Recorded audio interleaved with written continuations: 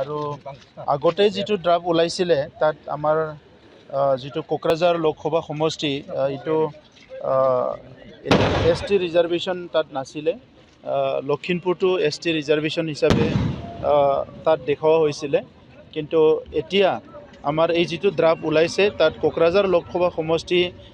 ST হিচাপে ওলাইছে এইটো আমি খুব আনন্দিত হৈছোঁ আৰু এইটো এটা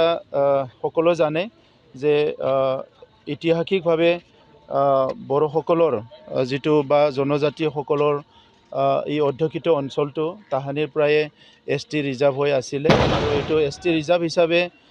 খচৰাত ওলোৱাত সকলো আনন্দিত হৈছোঁ আৰু ইয়াৰ লগতে BTC হোৱাৰ পিছত এই BTCৰ সীমাখিনি লৈ পেলাই যিখিনি আমাৰ তাত প্ৰায় 15টা MLA ছেগমেণ্ট MLA ছিট আমি দেখিবলৈ পাইছোঁ এছেম্বলি ছেগমেণ্ট আৰু তাতো আমি আনন্দিত হৈছোঁ কি আমাৰ আগতে বহুতখিনি ছিট পাৰ্চিয়েলি বাহিৰৰ লগত আছিলে বা বাহিৰৰ সমষ্টিৰ লগত কাউন্সিলৰ আছিলে আৰু এইটো এতিয়া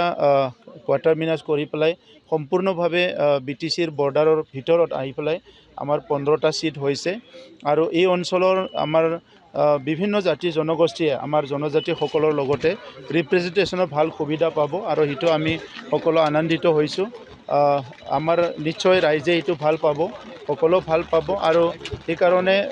আমাৰ ইলেকশ্যন কমিশ্যনক ধন্যবাদ জনাইছোঁ আৰু